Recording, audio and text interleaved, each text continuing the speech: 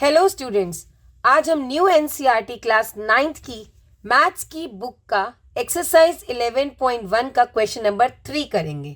Question number 3, curve surface area of a cone is 308 centimetre square and its slant height is 14 centimeter. Find radius of the base and total surface area of the cone. इस question में आपसे दो चीजें पूछी गई हैं, एक radius of the base और दूसरा total surface area of the cone. तो हम एक एक करके इन दोनों पार्ट्स को सॉल्व करेंगे। सबसे पहले हम देखते हैं कि हमें क्वेश्चन में गिवन क्या है। तो हमें जो क्वेश्चन में दिया गया है वो है curve surface area of a cone. तो हम यहाँ पर लिख भी लेंगे कि curve surface area of a cone 308 centimetre square given है। स्लांट हाइट 14 सेंटीमीटर, ये जो तिरछी रेखा है वो हमें 14 सेंटीमीटर गिवन है। एल से जिसे डिनोट करते हैं हम 14 सेंटीमीटर। अब आपको रेडियस निकालना है।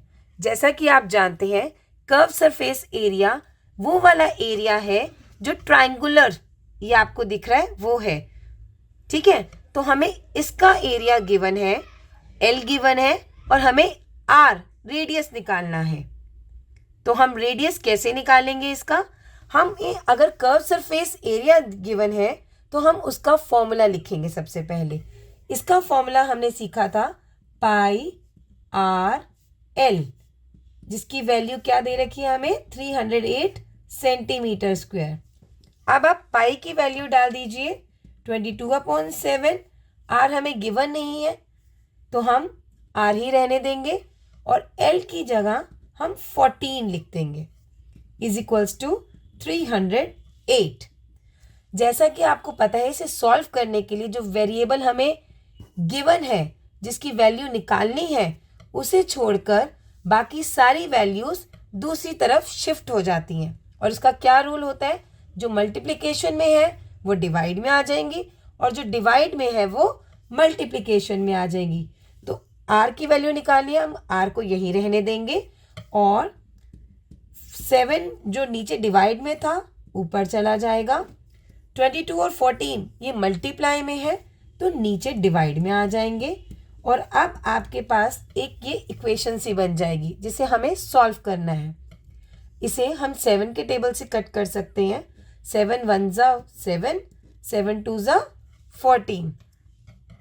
हम देख रहे हैं कि 22 और 308 11 के टेबल में आता है।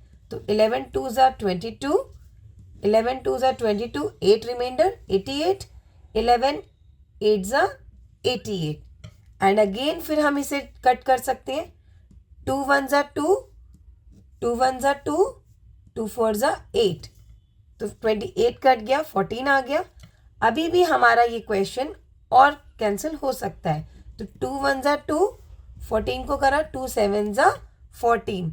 तो हमारे पास ऊपर में क्या बचा है 7 इंटू 1 और नीचे 1 इंटू 1। तो 7 इंटू 1 इज 7, 1 इंटू 1 1। तो हमारे पास रेडियस आया 7 और इसमें क्या यूनिट चल रही है? इसमें सेंटीमीटर यूनिट चल रही है। तो रेडियस हो गया 7 सेंटीमीटर। ये तो रही बात फर्स्ट पार्ट की जिसमें हमें रेडियस ऑफ द बेस निकालना है। अब नेक्स्ट पार्ट ये बोल रहा है total surface area of a cone. तो total surface area of a cone यानी कि हमें ऊपर वाला पार्ट जिसका कर्व सरफेस एरिया है and area of a base जो सर्कुलर होता है, उन दोनों को ऐड करके total surface area of a cone बनता है। तो total surface area of a cone का हमारे पास डायरेक्ट फॉर्मूला भी है, हम इसे शॉर्टकट में भी लिख सकते हैं। तो कोन पाई आर ब्रैकेट में एल प्लस आर। पाई में आप 22/7 पुट करेंगे। आर अभी अभी हमने फर्स्ट पार्ट में निकाला था, यहाँ पर उसकी वैल्यू 7 पुट कर देंगे। ब्रैकेट में L that is 14 plus R 7 put कर देंगे। सबसे पहले हम ब्रैकेट सॉल्व करेंगे। 14 प्लस 7 इज 21, ये हमारा मल्टीप्लिकेशन में था। आप देख रहे हैं 7 से 7 कट जाएगा तो 22 इंटू 21 बचा और इसको मल्टीप्लाई करने पर हमारा आंसर आ जाएगा। तो 1 2 ज़ा 2, 1 2 ज़ा 2, 2 2 ज़ा 4, 2 2 ज़ा 4, 484 और यूनिट हमारी होगी सेंटीमीटर में, क्योंकि सेंटीमीटर में चल रही थी और एरिया है तो सेंटीमीटर के साथ स्क्वायर लगेगा। तो हमने इसमें दोनों पार्ट्स को सॉल्व कर लिया। पहले आप रेडियस निकालेंगे और फिर टोटल सरफेस एरिया। तो कभी भी इस तरह के क्वेश्चंस आए तो आप सबसे पहले रेडियस निकालेंगे, उसके बाद ही हम आगे क्वेश्चंस को सॉल्व कर पाएंगे। Thank you.